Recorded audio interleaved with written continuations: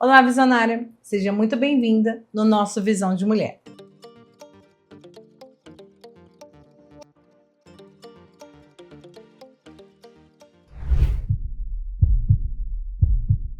Eu sou Francine Lira, mãe atípica, e eu tenho pontuado para vocês aqui tudo que eu vivi, tudo que eu estou vivendo e o que eu posso trazer de dicas para vocês de como eu lido com essa parte de mãe atípica, como que eu lido com o autismo, quais foram as minhas dificuldades, quais dicas que eu posso compartilhar com vocês. Eu sempre falo aqui que o Visão de Mulher é um propósito meu de vida pessoal. E eu gostaria até de pontuar aqui algo, pessoal, que eu acho bom deixar bem claro e também trazer essa clareza para você, mãe. De repente você vive os desafios que eu vivo sendo mãe, empresária ou então CLT, independente disso. Eu venho pontuando sempre aqui falando sobre o autismo, mas pessoal, não significa que a minha vida empresarial, a minha vida como mulher, eu anulo, porque é bem legal a gente trazer isso em pauta, porque como eu venho falando muito para vocês, vocês podem às vezes até achar, eu vou viver só para isso, eu vivo só em função disso. Não, a nossa vida, ela tem que ter ali um equilíbrio, meio que um desequilíbrio, exatamente, para que a gente possa ir levando e conduzindo. O que eu trato sempre aqui no Visão de Mulher é isso, que eu vivo como mãe atípica e que Deus colocou bem no meu coração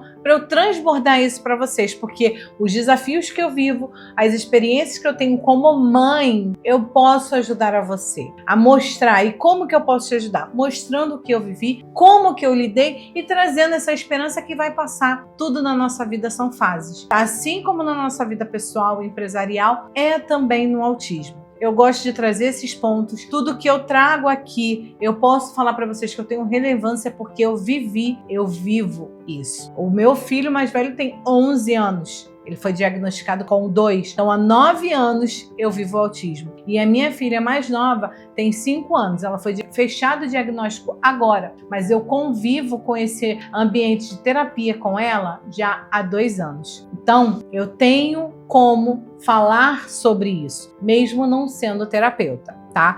Hoje eu vou trazer, por que eu estou trazendo esse contexto? Porque hoje eu vou falar com vocês sobre terapias e tratamentos. Então eu não sou profissional da área, mas eu sou uma mãe que sei a importância da terapia e dos tratamentos, tá? Se você tem um filho que você desconfia ou ele já é laudado, pessoal, invista nisso. Ah, Francine, mas eu não tenho condições de pagar um terapeuta. Eu sei como que é o SUS, eu sei como que são os planos de saúde, eu sei tudo isso. Mas se você não tem condições financeiras de hoje colocar o seu filho em todas as terapias que ele possa vir a precisar, gente, foque. Se você tem plano de saúde, brigue lá com o plano de saúde para que pelo menos uma das terapias seja feita, tá? No SUS também, vamos ver, dependendo do município, do estado que você está, eles têm sim, hoje eu vejo que muitos estados, muitos municípios estão investindo, os municípios principalmente. Então eles estão ali, tem uma clínica,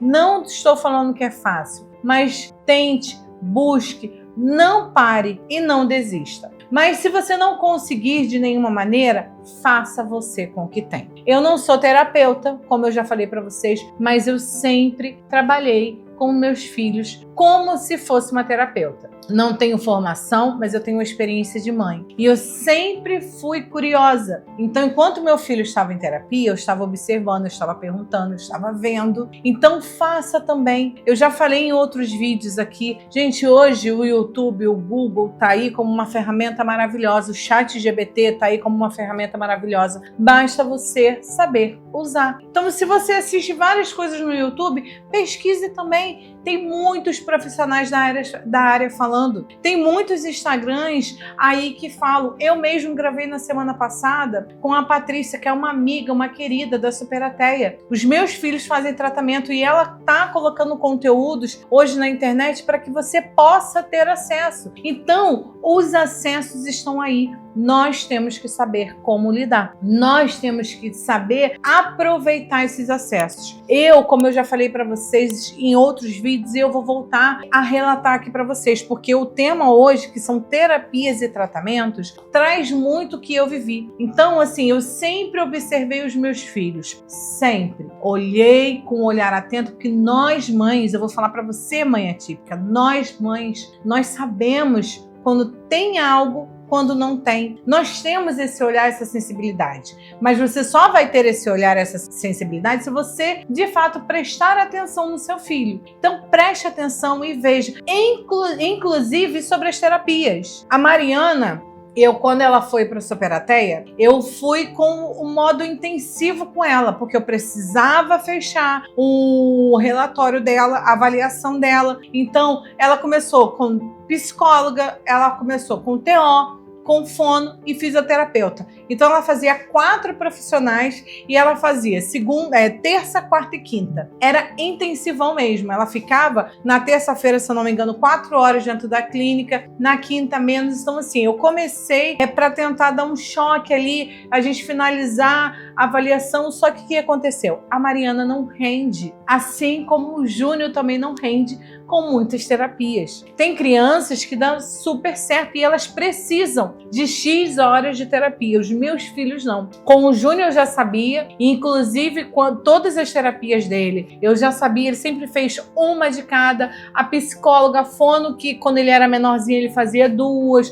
porque a fono dele era algo que era muito comprometido, como eu já falei. Ele começou a falar com 4 anos, então foram 2 anos intensos de terapia. Então a fono sempre foram 2, mas as outras tem hora um psicólogo, ele fazia o jiu-jitsu, que era uma forma de terapia, o jiu-jitsu sim, ele fazia 2. Então dele sempre foi tudo muito reduzido. Eu nunca fui muito aplicado a fundo a aba nele, porque ele não funcionava dessa parte, sentadinho, de frente e tal. Então, para ele tinha que ser tudo muito lúdico, tudo muito solto, para que ele pudesse. E com a Mariana era tudo muito novo. Ela começou a fazer terapia, mas ela fazia terapia. Um dia era psicólogo e um dia era TO. Então, era algo que para ela era super fácil. E hoje eu entendi que é esse o formato que eu consigo lidar com ela. Então eu comecei com várias horas de terapia e eu tive que reduzir isso, porque chegou um momento que a Mariana travou e ela não queria mais fazer terapia.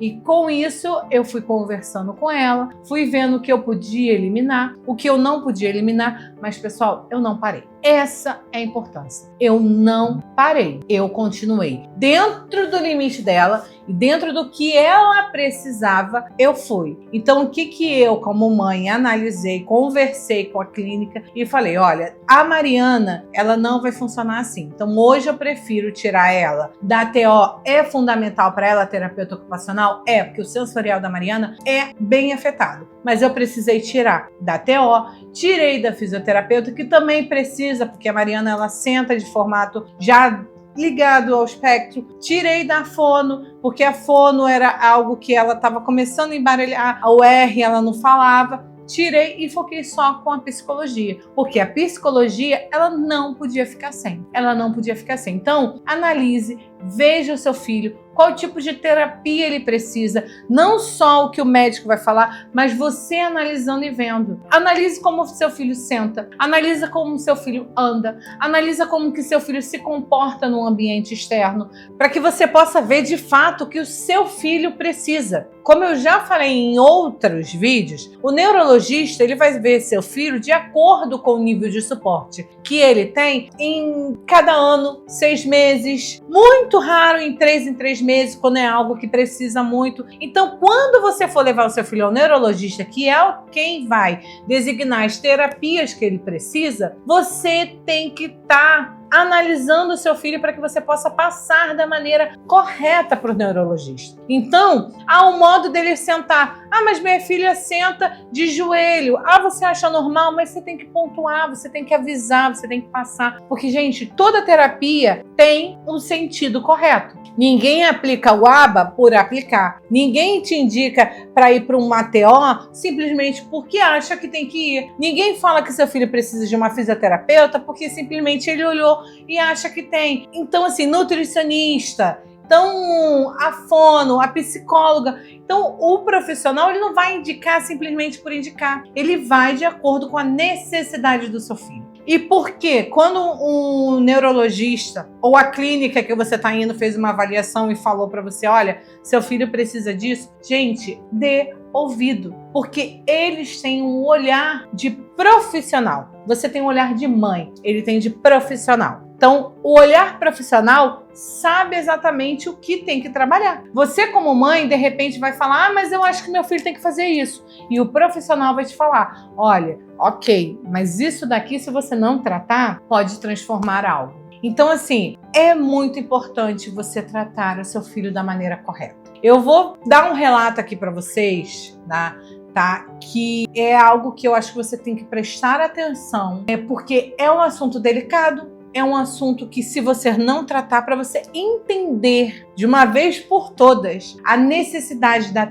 terapia, do tratamento certo e de identificar o que de fato o seu filho tem. Eu vivo desafios diários desde os 2 anos de vida do meu filho, tá? Do Átila Júnior. Só que os desafios que eu vivi do autismo com o meu filho são totalmente diferentes dos desafios vividos com a minha filha. E, assim, não são coisas simples, não. É bem difícil. Por mais que a Mariana seja uma menina extremamente inteligente, ela pega as coisas rápido, ela tem, você olha para ela assim, é encantadora, o desenvolvimento dela é uma menina maravilhosa. Só que os meus desafios com ela são muito maiores do que com o meu filho. E eu, quando eu fui a neurologista acompanhar ela, desde 2023, foi quando eu vim para São Paulo, que eu tive que mudar o meu filho de neurologista e ela começou a acompanhar a Mariana. Então, há 2 anos ela acompanha a Mariana diretamente, de 6 em 6 meses, às vezes demora um pouquinho mais, vai de 8 em 8 meses, mas 2 vezes no ano eu trago e ela é acompanhada. E quando eu fechei o diagnóstico, ela começou lá a fazer, dar o relatório médico, e aí eu falei para ela, doutora, por que com a Mariana é tão mais difícil do que é com o Júnior? Eu tenho tantos desafios que eu falo assim, meu Deus, como é tão mais difícil. O convívio, o relacionamento, é muito mais desafiador. E ela me falou algo que poucos se falam. E muitos sabem, poucos se falam. Que o autismo na mulher é diferente. O autismo da mulher, ele é tão diferente que ele é mais difícil de ser diagnosticado do que no homem. Hoje nós temos muito mais homens autistas do que as mulheres, exatamente pela dificuldade do diagnóstico. E aí vai muito mais a fundo, gente. Que eu comecei a questionar, a conversar, porque eu já tenho um relacionamento com ela de amizade, a gente conversa, bate papo, e eu comecei a perguntar muito, eu falei assim, mas doutora, hoje em dia a gente se vê tantas mulheres adultas sendo diagnosticadas com autismo, e assim, porque de fato, antigamente não era, e ela falou assim, sim, e a gente vai muito mais além, como eu falei, que é um assunto delicado, e bem pesado, porque o autismo na mulher, quando não é diagnosticado na fase infantil, isso gera muitos problemas para as mulheres na fase adulta. Muito, gente. E aí a importância do tratamento certo. Porque quando não se é tratado na fase de criança, na fase que ela ainda está sendo desenvolvido tudo nela, não tratou, não deu o tratamento certo, mas não é porque a mãe, o pai não deu, não. É porque não tinha. Eu estou falando das mulheres hoje adultas.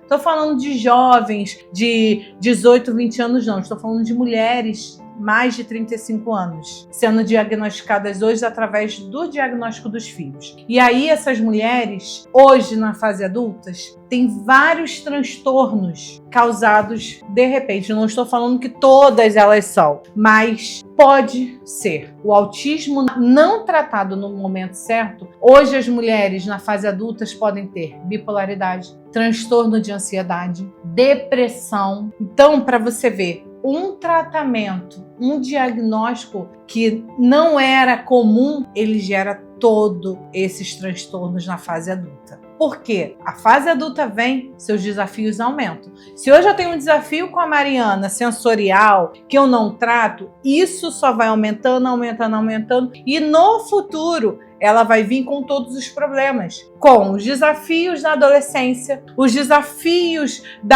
que muda tudo da fase da puberdade, todos os desafios que vão vindo na nossa vida, que você que não tem, que você que é neurotípico, você já enfrenta. Você imagine tudo isso junto com o autismo, que você não sabe o que está acontecendo, que você não consegue tratar, e aí vem todos esses transtornos na fase adulta. Então, por que eu estou trazendo esse ponto quando eu estou falando sobre tratamentos e terapias? Porque quando você não trata da maneira certa, a conta vem depois e vem muito maior. Então, trate o seu filho quando você pode tratar. Não tem condições de pagar uma terapeuta? Faça você, mas não deixe de fazer. Seu filho não quer ir em vários, vai em uma? Então vai em uma, mas não deixe de fazer. Não pare, continue, trate, não deixe de lado. Vai ser difícil? Vai ser. Mas não deixe de tratar seu filho hoje, enquanto ele é criança. Porque se você não faz hoje por ele, quando ele estiver na fase adulta, você, de repente, não vai poder ajudá-lo. Então, vamos focar no que é importante.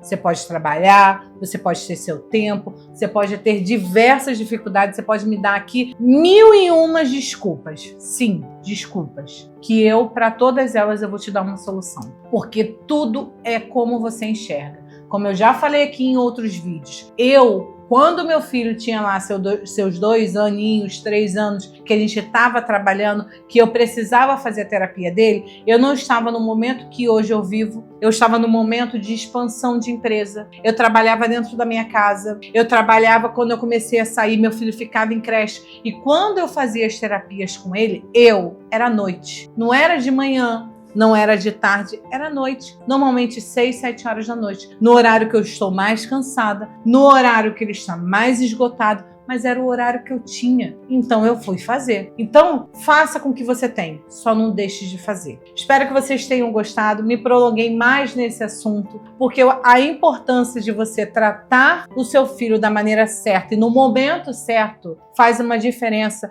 para ele. Então, quando você se questiona, ai meu Deus, o que vai ser do meu filho quando eu faltar? Pare de se questionar isso e comece a fazer o inverso. O que eu posso fazer hoje pelo meu filho para que ele não venha a passar nenhum sufoco se eu vier a faltar? Tá entendendo? É a maneira como eu vejo e como eu quero lidar. Então, vamos começar a inverter a situação.